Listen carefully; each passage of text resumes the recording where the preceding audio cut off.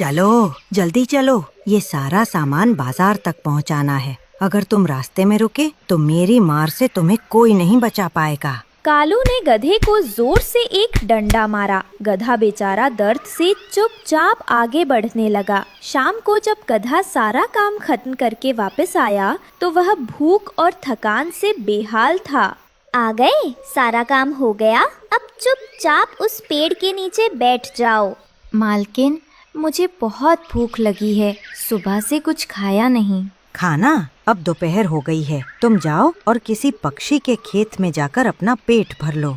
मालिक, कहाँ जाऊँ? अगर ना जाऊँ तो आप मारेंगे, और अगर किसी के खेत में पकड़ा गया तो खेत का मालिक मारेगा। तो फिर मरो भूख से, मैं तो चला, मुझे भूख लगी। दोस्तों, ये रहे हमारी आज की वीडियो के प्यारे सब्सक्राइबर्स और फॉलोअर्स के नाम। रंजना, यास्मीन, निशा शर्मा, आयुष शर्मा, रिशु शर्मा, रिचा सक्सेना। जो नहीं चुने गए, चिंता मत करो, अगली बार तुम भी बन सकते हो जंगल के सुपरस्टार। दोस्तों, अगर आप भी चाहते हैं मैं आपका नाम अपनी कहानी में लूं, तो देर किस बात की है। बेचारा गधा भूखे पेट ही पेड़ के नीचे बैठ गया। यह सब पास के पेड़ पर अपने घोंसले से रानो चिड़िया देख रही थी। उसकी आंखों में पानी आ गया। हे भगवान, यह कालू कितना निर्दयी है, इस बेजुबान जानवर पर जरा भी तरस नहीं आता। रानो चिड़िया कुछ कर नहीं पा रही थी। यह सोचकर वह बहुत उदास हो गई। गोरी, गोरी, क्या खाना तैयार है? अभी सब्र करो, जब भी घर आते हो कान फाड़ देते हो। बना रही हूँ खाना। अरे, खाना ही तो मांगा है, मैंने कैसे तुम्हारे कान फाड़ दिए? सारा दिन गधे के साथ रह रहकर तुम भी आधे गधे बन गए हो, थोड़ा आहिस्ता बोला करो। आधी रात को कालू कौवा गधे के पास आया। गधा भूख से सो नहीं पा रहा था। सुनो, अगर तुम्हें खाना चाहिए तो तुम्हें एक काम करना होगा। मालिक, आप जो कहेंगे मैं करूँगा, बस थोड़ा सा खाना दे दीजिए। तुम्हें बंटी कबूतर के घर जाना है। उनके घर के बाहर अनाज की बोरियां रखी हैं, तुम्हें वो उठानी है और मेरे गोदाम में रखनी है। यह सुनकर गधा कांप गया। कालू उसे चोरी करने को कह रहा था। डर के मारे गधा बंटी कबूतर के घर पहुंचा। बंटी और बबली कबूतरी सो रहे थे। नहीं, मैं यह पाप नहीं कर सकता। बंटी जी कितने अच्छे हैं, मैं उनका नुकसान नहीं करूँगा, भले ही मालिक मुझे मार डालें। गधा वहीं बैठकर चुपचाप रोने लगा। तभी गधे के रोने की आवाज सुनकर हरिया तोता और हरियाली तोती जाग गए, जो पास में ही रहते थे। अरे, तुम यहाँ क्या कर रहे हो और तुम रो क्यों रहे हो? ये तो कालू कौवे का गधा है, देखो तो बेचारा कितना कमजोर हो गया है। गधे ने रोते हुए हरिया तोते को सारी बात बता दी कि कैसे कालू ने उसे खाना नहीं दिया और चोरी करने के लिए भेजा है। जी, हमें कुछ करना होगा। हम बंटी और बबली को जगाते हैं, उन्हें भी पता चलना चाहिए कि उनका कितना बड़ा नुकसान होने वाला था।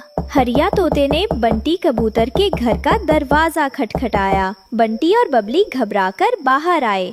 हरिया भाई, आप इतनी रात को, सब ठीक तो है? गधे ने रोते हुए बंटी कबूतर को सारी बात बताई। हे भगवान, हम तो सो रहे थे और कालू हमारे ही घर चोरी करवा रहा था।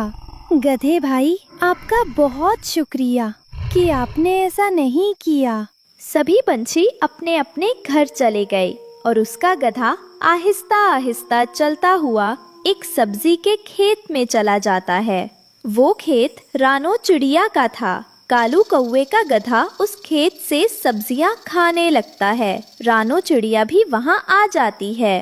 बेशरम गधे, सारा दिन काम करते हो कालू कौवे का और फसलें खराब करने हमारी आ जाते हो।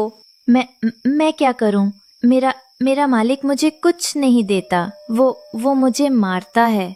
तुम ऐसे जालिम मालिक को छोड़कर किसी रहमदिल इंसान के पास चले जाओ, जहाँ काम करने के बदले तुम्हें भोजन तो मिलेगा। चिड़िया, मुझे इंसानों की बस्ती के रास्ते का नहीं मालूम। यहाँ से सीधे जाओ, सामने बिजली के लंबे लंबे खम्बे होंगे, वहाँ है इंसानों की बस्ती। कालू कौवे का गधा चलता है और चलते चलते इंसानों की बस्ती में पहुंच जाता है। 2 दिन हो गए हैं कालू जी, 2 दिन हो गए हैं, अभी तक गधा लौट कर नहीं आया। जाकर देखो किसी ने पकड़ तो नहीं लिया हमारे गधे को।